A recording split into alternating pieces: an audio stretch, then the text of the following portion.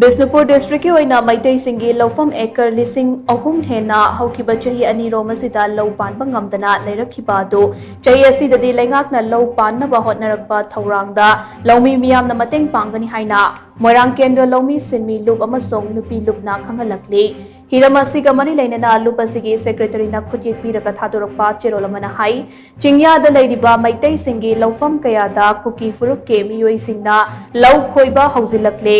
हौजिक security personal सिंगना लेरिबा मफम सिंग असिदके चिंगयारोमदा हाइगतलगा Meitei सिंगी लौफमगा ताइनरिबा cookie फुरुक की एरियादा security थमदना लौ उबा यानबा लेंगाग असिना होटनबियो इरांग असिना मरम मोइरगा बिष्णुपुर डिस्ट्रिक्ट की लौ पानबा ngamkhidraba लौमी सिंगी कंपनसेशन पिथोक्तनाबा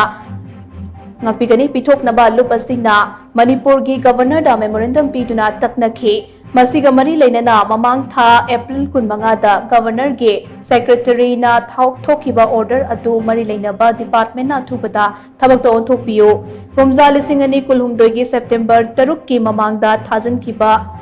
लौ पालहौदबा लौमी सिंगी डॉक्यूमेंट पुमनमक अपलोड तौगदबने ऑनलाइन की खुथांगदा था सिके kuntramathoi फाउबगी मनुंगदा एप्लीकेशन पिसिनबा बिष्णुपुर डिस्ट्रिक्ट की डीसीना खंगहन खिबा अदो मतम चाना लौ पालहौदबा लौमी सिंग एक्नॉलेजमेंट रिसीप अदो डीसी बिष्णुपुर के ऑफिस ता यौहल्लु हाइना चेरोलसिना मखा ताना अपील तौरकली।